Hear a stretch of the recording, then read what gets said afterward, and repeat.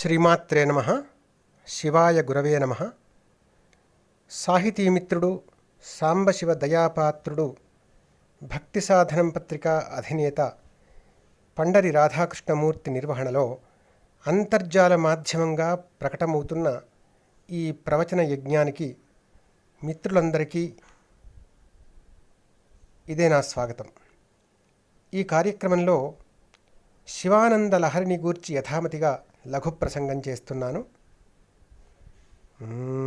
శృతిస్మృతిపురాణానామాలయం కరుణాలయం, శృతిస్మృతిపురాణానామాలయం కరుణాలయం, నమామి భగవత్పాదశంకరం లోకశంకరం.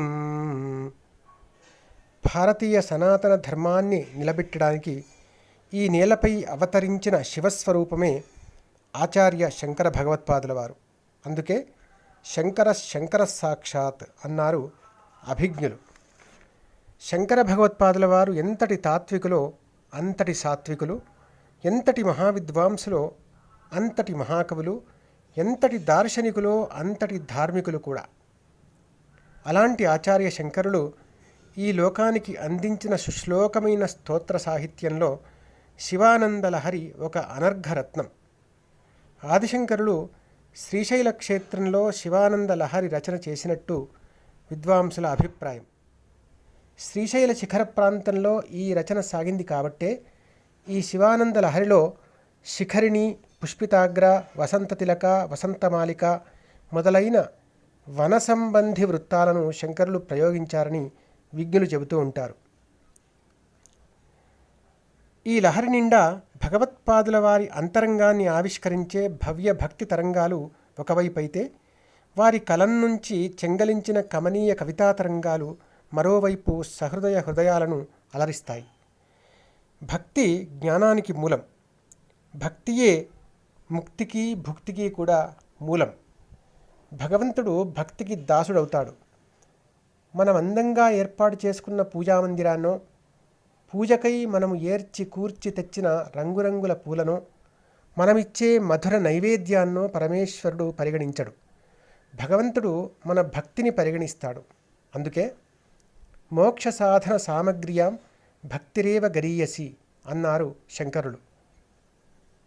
వారు ఈ శివానంద లహరిలో భక్తికి ఎలాంటి నిర్వచనం ఇస్తున్నారో ఈ శ్లోకముఖంగా మనం తెలుసుకుందాం. అంకోలం నిజబీజ సంతతిరయస్కాంతోపలం సూచిక సాధ్వీ నైజ విభుం లతాక్షితిరుహం సింధుస్సరిద్వల్లభం ప్రాప్నోతీహ యథా తథా పశుపతేః పాదారవిందద్వయం చేతో వృత్తిరుపేత్య తిష్టతి సదా సా భక్తిరిత్యుచ్యతే, సా భక్తిరిత్యుచ్యతే.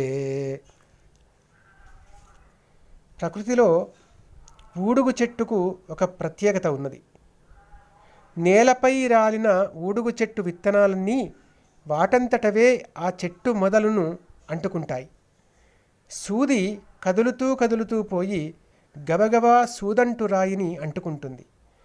పతివ్రత మతిస్ఫూర్తిగా తన పతిని పెనవేసుకుంటుంది. నది ప్రవళ్ళు త్రొక్కుతూ సాగి సముద్రంలో కలుస్తుంది. ఇదే విధమైన అత్యంత సహజమైన పద్ధతిలో మన మనస్సు పరమేశ్వరుని పాదకమలాలను నిరంతరంగా తగులుకొని ఉండటమే నిజమైన భక్తి అని ఈ శ్లోక భావం. భక్తికి ఇంత చక్కటి చిక్కటి నిర్వచనాన్ని ఇచ్చిన ఆచార్య శంకర భగవత్పాదుల వారికి శతకోటి నమస్సులు. మనకు పరమాత్మ ప్రసాదించిన ఈ దేహం, ఈ ఇంద్రియాలు ఈశ్వరుని సేవకు వినియోగపడినప్పుడే వాటికి సార్థకత చేకూరుతుంది అన్న భావనతో ఆదిశంకరులు ఇలా అంటున్నారు. మనస్తే పాదాబ్జే నివసతు, మనస్తే పాదాబ్జే నివసతు వచస్తోత్ర ఫణితౌ కరశ్చాభ్యర్చాయాం శ్రుతిరపి కథా కర్ణన విధౌ తవ ధ్యానే బుద్ధి నయనయుగళం మూర్తి విభవే పరగ్రంథైః కిం వా పరమశివ జానే పరమతః పరమశివ జానే పరమతః. దీని భావాన్ని తెలుసుకుందాం. ఓ పరమశివ, నా మనస్సు నీ పాదపద్మాలపై, నా పలుకేమో నిన్ను స్తుతించుటలో, నా చేతులేమో నీ పూజయందు, నా చెవులు నీ పుణ్యకథలను వినుటలో, నా బుద్ధి నీ ధ్యానమందు, నా కన్నులేమో నీ దివ్యమైన భవ్యమైన రూపాన్ని చూడడంలో నిరంతరం నిమగ్నమగుగాక. ఇలా అన్ని ఇంద్రియాలు నీ సేవలోనే నిష్ఠ కలవై ఉండగా ఇతర గ్రంథాల అధ్యయనం ద్వారా తెలుసుకోగలిగిందేమి ఉంటుంది అనే ప్రశ్నతో శంకరులు ఈ శ్లోకాన్ని ముగించారు. ఈ శ్లోకానికి సమానార్థకమైనటువంటి పద్యం పోతనామాత్యుని భాగవతంలో మనం చూడవచ్చు. ఆ పద్యం ఏమంటే, కమలాక్షునర్చించు కరములు కరములు శ్రీనాథు వర్ణించు జిహ్వ జిహ్వ సురరక్షకుని జూచు చూడుక్కులు చూడుక్కులు శేషశాయికి మృక్కు శిరము శిరము విష్ణునా కర్ణించు వీనులు వీనులు మధువైరి దవిలిన మనము మనము భగవంతు వల్లగొను పదములు పదములు పురుషోత్తముని మీది బుద్ధి బుద్ధి దేవదేవుని చింతించు దినము దినము చక్రహస్తుని ప్రకటించు చదువు చదువు కుంభినీథవు చెప్పెడి గురుడు గురుడు తండ్రి హరిజేరు మనియడి తండ్రి తండ్రి. మన తనువులోని ప్రతి అణువు పరమాత్మ సేవకు వినియుక్తమైనప్పుడు శాస్త్ర సారాంశం కూడా అదే. కాబట్టి ఏ శాస్త్రాలు చదవలసిన పని లేదు, ఏ శాస్త్రాలు కూడా చదవవలసిన పని లేదు అని ఇందులో ఆచార్యుల వారి అభిప్రాయం.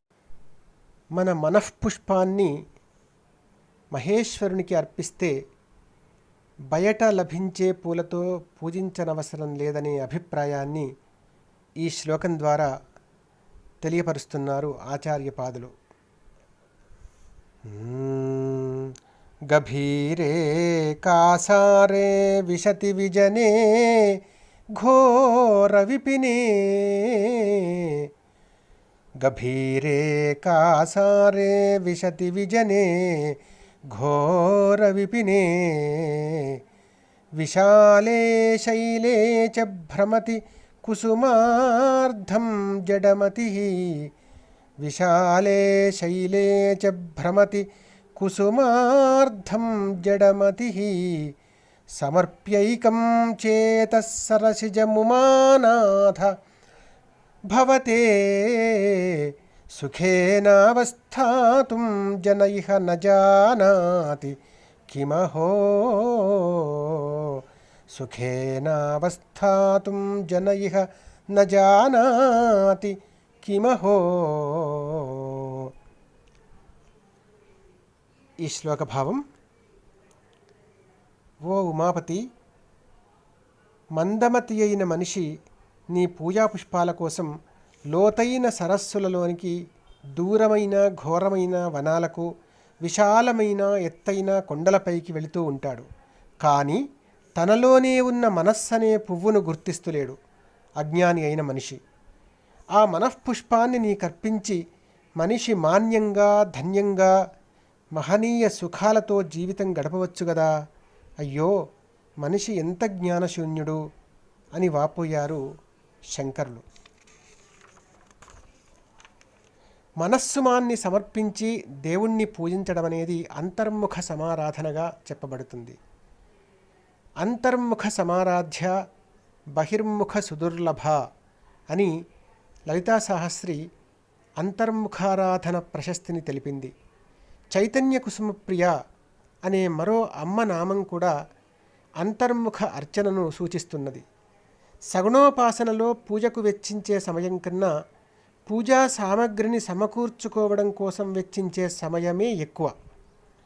అయితే ఉన్నట్టుండి ఒక్కసారే మనఃపుష్పాన్ని పరమాత్మకు సమర్పించే స్థాయికి ఎదగలేము.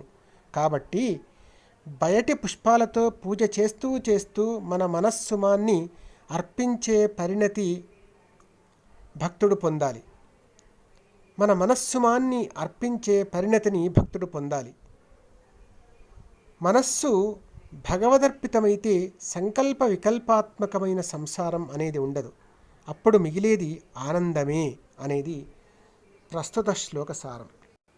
మహాదేవునికి మనస్సును సమర్పిస్తూ ఆదిశంకరులు ఇలా అంటారు ఈ శ్లోకంలో: కరస్థే హేమాద్రౌ గిరిశ నికటస్థే ధనపతౌ, కరస్థే హేమాద్రౌ గిరిశ నికటస్థే ధనపతౌ, గృహస్థే స్వర్భోజామర సురభి చింతామణిగణే, గృహస్థే స్వర్భోజామర సురభి చింతామణిగణే,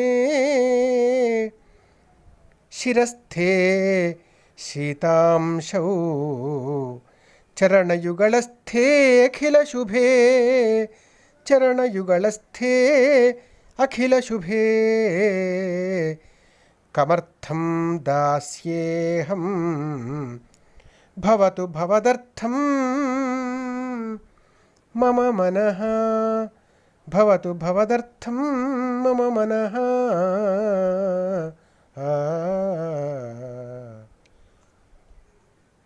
మహానుభావ శంభో, నీ చేతిలో ధనుస్సు రూపంలో బంగారు కొండ అయిన మేరుపర్వతం ఉంది.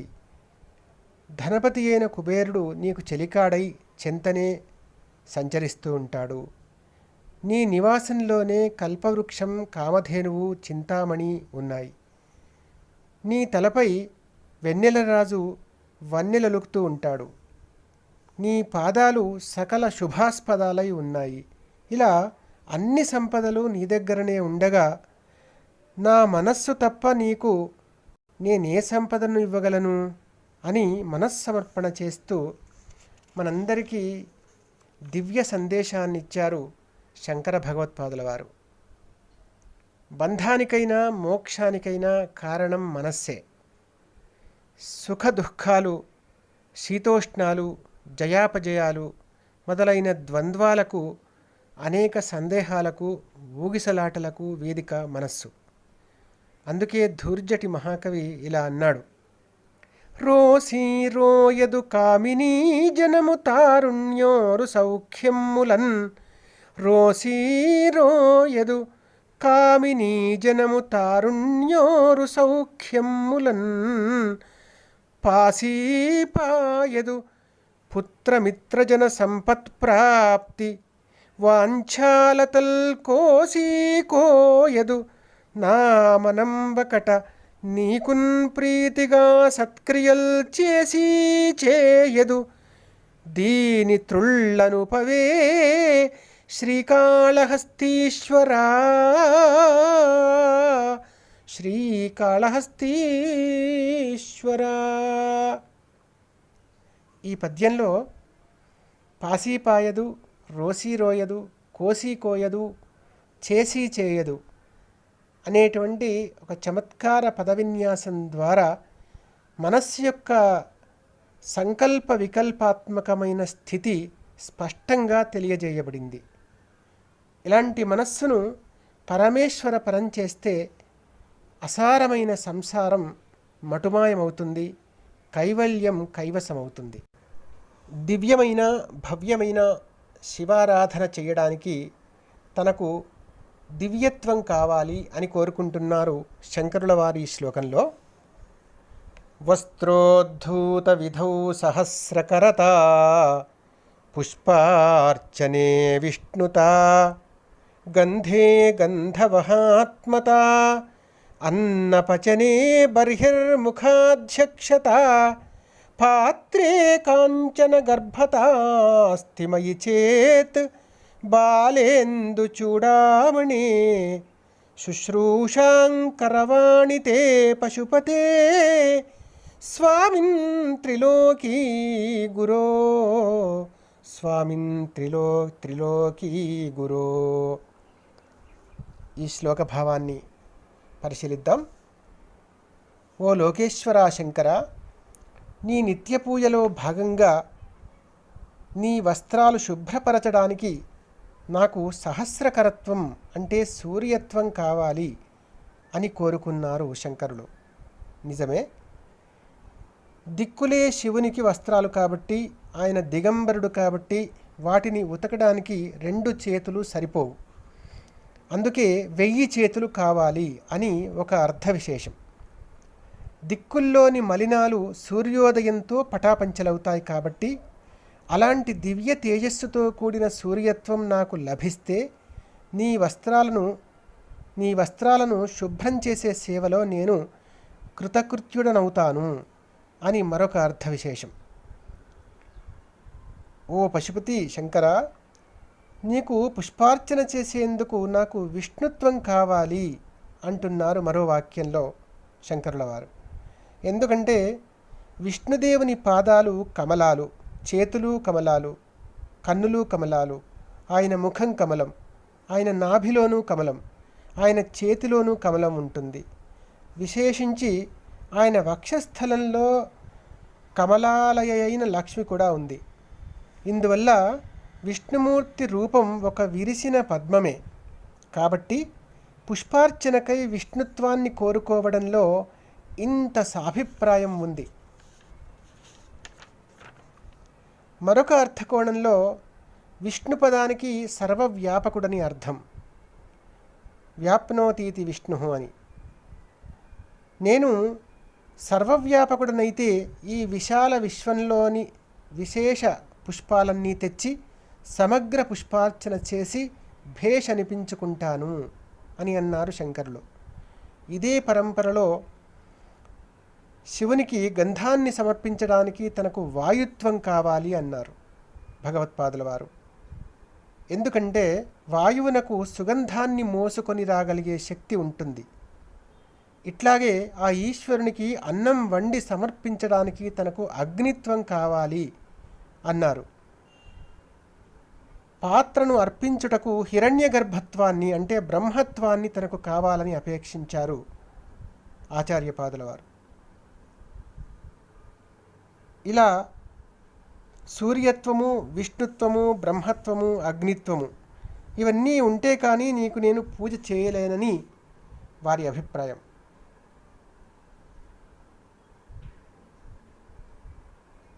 ఆచార్య శంకరులు త్రిజగత్పతికి పూజ చేయాలంటే, త్రిజగత్పతి అయిన శంకరునికి పూజ చేయాలంటే అది సామాన్యం కాదు కదా. అందుకే మహత్వపూర్ణమైనటువంటి స్థాయిని, అంతటి దివ్యత్వాన్ని శంకరులు కోరుకున్నారు. ఆ దివ్యత్వం వారికి సిద్ధించి ఉంటుంది కూడా. శంకరుడు భక్తవశంకరుడు, ఆయన భక్తిని మాత్రమే గ్రహిస్తాడు అని సూచిస్తూ భక్తులలో మిన్న అయిన కన్నప్ప సేవను ఈ శ్లోకంలో ప్రశంసిస్తున్నారు జగద్గురు శంకరులు.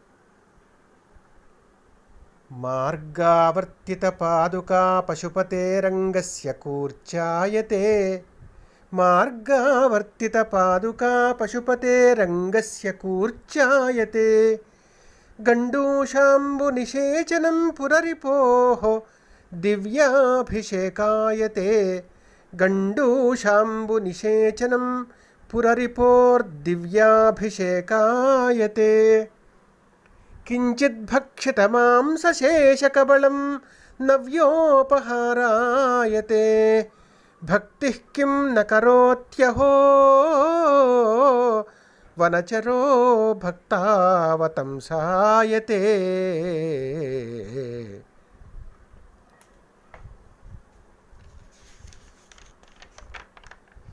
ఈ శ్లోక భావాన్ని తెలుసుకుందాం. బోయెడైన కన్నప్ప తనకు అడవిలో కనపడిన శ్రీకాళహస్తీశ్వర లింగాన్ని తన కాలి చెప్పుతో తుడిచి శుభ్రం చేశాడు. లింగాన్ని, ఆ పరిసరాలను శుభ్రం చేయడమే లక్ష్యంగా కలిగిన కన్నప్పకు మనస్సులో చెప్పు కాలితో శుభ్రపరచడం తప్పు అన్న భావన లేదు. అందుకే ఆ భక్తుడి కాలి చెప్పు లింగాన్ని శుభ్రపరచే కుంచె అయిందట. అలాగే భక్తి పారవశ్యంతో లింగాన్ని అభిషేకించడమే లక్ష్యంగా పెట్టుకున్న కన్నప్పకు పుక్కిటి జలం ఎంగిలి అనే భావన లేదు. కాబట్టి తిన్నడు తన పుక్కిటి నిండా తెచ్చిన నీళ్లతో చేసిన లింగాభిషేకం దివ్యమైన గంగాజలంతో చేసిన అభిషేకమైందట. అట్లే తన స్వామికి భక్తితో నైవేద్యం పెట్టడమే ప్రధాన లక్ష్యంగా పెట్టుకున్న బోయవానికి తాను తినగా మిగిలిన ఆహార శేషాన్ని నివేదించడం తప్పు అనే భావన లేదు. కాబట్టి తాను కొంచెం తినగా మిగిలిన మాంసఖండం లింగానికి నైవేద్యం పెట్టగా అది శివునికి వినూతనమైన కానుక అయిందట. దీన్ని బట్టి భక్తి ఎంత గొప్పదో తెలుస్తున్నది. భక్తి వల్ల సాధించలేనిదంటూ ఏదీ లేదు. భక్తి అడవిలో తిరిగే బోయవాణ్ణి సైతం గొప్ప భక్తాగ్రేసరుణ్ణి చేసింది. భక్తి ప్రాముఖ్యాన్ని ప్రశంసిస్తూ మహాకవి ధూర్జటి కూడా ఇలా అన్నాడు: ఏ వేదంబు పఠించలూత భుజగంబే శాస్త్రముల్జూచె తానే విద్యాభ్యసనంబునర్చకరి చెంచే మంత్రమూహించె బోధావిర్భావ నిదానముల్ చదువులయ్యా కావు నీ పాద సంసేవాసక్తియగాక జంతు తతికిన్ శ్రీకాళహస్తీశ్వరా. పరమేశ్వరుణ్ణి పూజించడానికి భక్తి ఉంటే చాలు. ఏ వేదశాస్త్రాలు చదవవలసిన పని లేదు. భక్తియే జ్ఞానానికి మూలం, జ్ఞానమే కైవల్యానికి మూలం. అటువంటి భగవద్భక్తిని మనలో పెంపొందించుకుందాం, ముక్తిని సంపాదించుకుందాం. ఓం స్వస్తి. లోకాః సమస్తాః సుఖినో భవంతు.